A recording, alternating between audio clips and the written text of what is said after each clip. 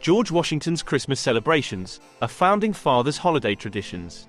George Washington, the revered leader and founding father of the United States, celebrated Christmas in a manner reflective of his religious beliefs, societal norms of the time, and personal preferences. Although the specifics of Washington's Christmas celebrations are not extensively documented, glimpses into his life provide insight into the traditions he likely observed during this festive season. As a devout Anglican, George Washington would have placed a significant emphasis on the religious aspects of Christmas. The Anglican Church, to which Washington belonged, traditionally observed Christmas with special services, prayers, and hymns. It is plausible that Washington attended Christmas services, participating in the solemn rituals that marked the religious significance of the holiday. Christmas in colonial America was a time for family gatherings, and Washington would likely have cherished these moments with his wife Martha and their extended family. The exchange of simple gifts and the enjoyment of festive meals were common customs during this period.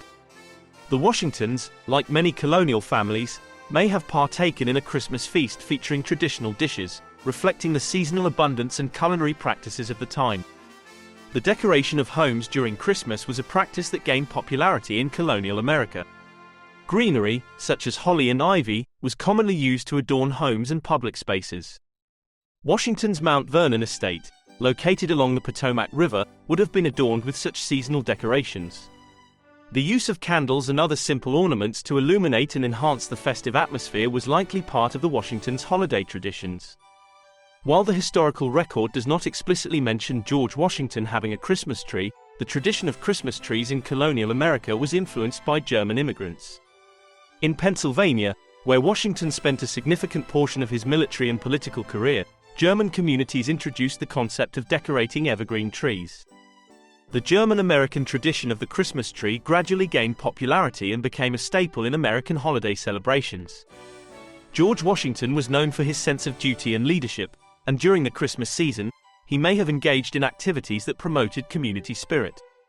This could have included attending public celebrations, participating in charitable events, or interacting with local residents to foster a sense of unity and goodwill during the festive season.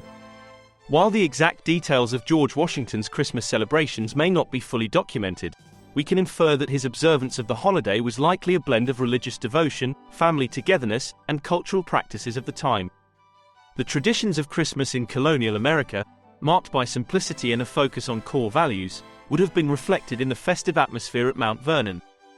Washington's approach to Christmas serves as a glimpse into the cultural and social tapestry of early America, highlighting the enduring importance of faith, family, and community during the holiday season. George Washington was a master mixologist and a connoisseur and lover of drink. He had his very own famous punch recipe that was enjoyed by many during his time. But before we dive into that, let's address a common misconception. Were all the founding fathers alcoholics? Well, the answer is not as simple as a yes or no.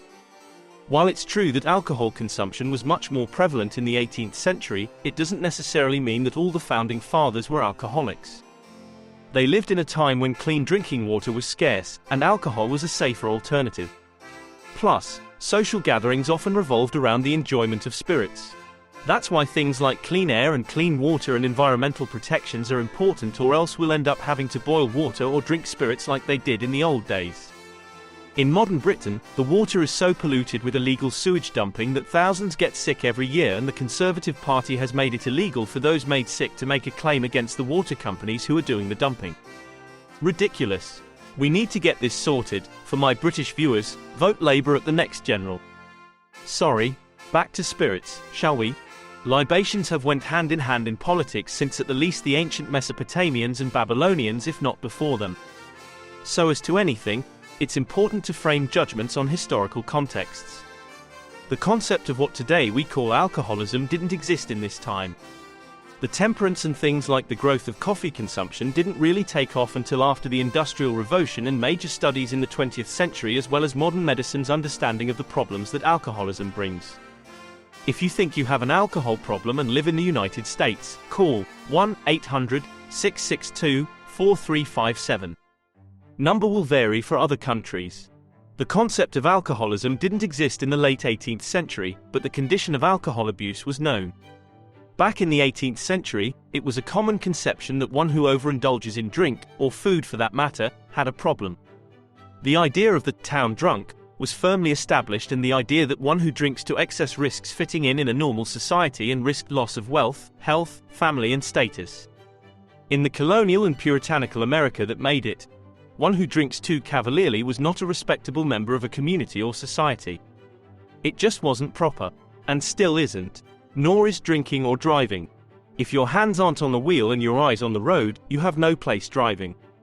Full stop.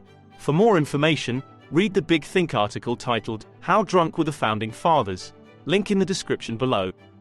If you have any link suggestions, put them in the comments. But I digress. Back to President Washington. One enduring aspect of Washington's entertaining prowess is the lore surrounding his alcoholic punch, a beverage that has become a symbol of colonial-era revelry and camaraderie. The lore of George Washington's alcoholic punch centers around a specific recipe that has been passed down through generations. President Washington had an alcoholic eggnog for Christmas as well as a Christmas punch and his signature punch for the rest of the year. The primary ingredients of the latter included in this potent elixir were rum, brandy, and Madeira wine, blended with fruit juices, water, and sugar. The proportions varied, but the result was a robust, flavorful punch that reflected the tastes of the time.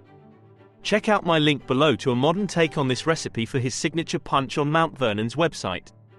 And links purported to be the recipes to his Christmas punch and eggnog are also in the description.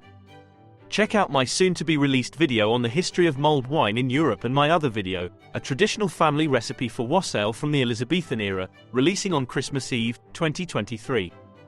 Always drink responsibly. But let's get back to the punch, shall we? Washington's penchant for spirits and the art of hospitality were well documented. His Mount Vernon estate, a hub of social activity, frequently played host to gatherings of political figures, military comrades, neighbors and friends. He was expected to entertain, and the Washingtons saw it as a duty and obligation of people of their class in society. It was during these social occasions that Washington's legendary punch would have been prominently featured, adding to the conviviality of the festivities. The lore surrounding Washington's alcoholic punch speaks to the social and cultural significance of communal drinking in colonial America. Punch, with its combination of spirits and flavorful additions, served as a symbol of conviviality and shared enjoyment. The act of partaking in a communal bowl of punch fostered a sense of camaraderie, transcending social and political boundaries during a time when interpersonal connections were crucial for building trust and cooperation. George Washington's hospitality was legendary, and the lore of his alcoholic punch is intertwined with the image of Mount Vernon as a hub of sociability. Guests at Mount Vernon were treated to an array of culinary delights, and the serving of Washington's punch became a hallmark of the estate's festive occasions. The punch bowl, large enough to accommodate numerous guests, became a focal point of the social gatherings at Mount Vernon. While there is no single definitive recipe for Washington's punch, historical accounts and records suggest that he took great care in the preparation and presentation of this celebratory beverage. The beverage was likely served in an elaborate punch bowl, and its consumption was accompanied by lively conversation, laughter, and the forging of social bonds. A photo of the punch bowl is also available on the Mount Vernon website. The lore of George Washington's alcoholic punch endures as a symbol of the convivial spirit that characterized social gatherings in colonial America and also exemplifies the life of the elite in late colonial and early American history. The punch, with its carefully crafted blend of spirits and flavors, reflects not only Washington's taste but also the broader cultural practices of the time. As a cultural icon, Washington's punch continues to be a symbol of celebration, camaraderie, and the enduring legacy of one of America's most revered leaders. George Washington's alcoholic punches are more than just a historical curiosity. It is a testament to the conviviality and hospitality that marked social interactions in colonial America. The lore surrounding this potent elixir adds a flavorful layer to the narrative of Washington's life, emphasizing not only his leadership and military achievements but also his role as a gracious host and a symbol of unity in the early days of the United States.